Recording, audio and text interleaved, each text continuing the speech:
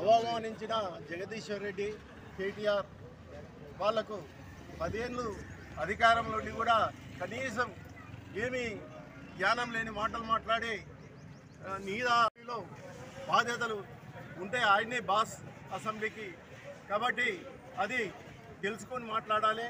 రోజు రోజుకి వాళ్ళకు పిచ్చి పిచ్చి ముదిరింది అధికారం పోయే వరకు, కానీ వాళ్ళకు ప్రజలు బుద్ధి చెప్తారు.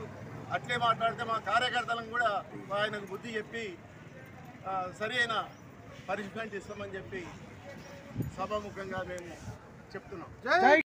నిజాంపేట మండలంలో ముఖ్య కార్యకర్తల ఆధ్వర్యంలో మన జగదీశ్వర్ రెడ్డి గారు మన అసెంబ్లీ స్పీకర్ అయినటువంటి గడ్డం ప్రసాద్ కుమార్పై అనుచిత వ్యాఖ్యలు చేసిన నిరసనగా ఈరోజు నిజాంపేట మండలంలో ఆయనకు వాళ్ళ అధ్యక్షుడు ఎవరైతే ఉన్నారో కేటీఆర్ గారిది జగదీశ్వర్ రెడ్డి గారి దిష్టిబొమ్మ దానం చేయడం జరిగింది.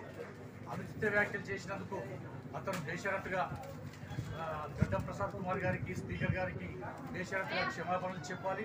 అలాగే ఈ రాష్ట్ర ప్రజల దృష్టి మరల్చేందుకు లేనిపోని అపోహలు సృష్టిస్తూ ఈ ప్రాంతంలో జరుగుతున్నటువంటి తెలంగాణ ప్రాంతంలో జరుగుతున్నటువంటి అభివృద్ధి కార్యక్రమాలకు అడ్డు తగులుతున్నటువంటి టీఆర్ఎస్ నాయకులకు, కార్యకర్తలకు మా కాంగ్రెస్ పార్టీ తరఫున తగిన బుద్ధి చెప్తామని చెప్పి ఈ సందర్భంగా మేము తెలియజేస్తూ ఉన్నాం.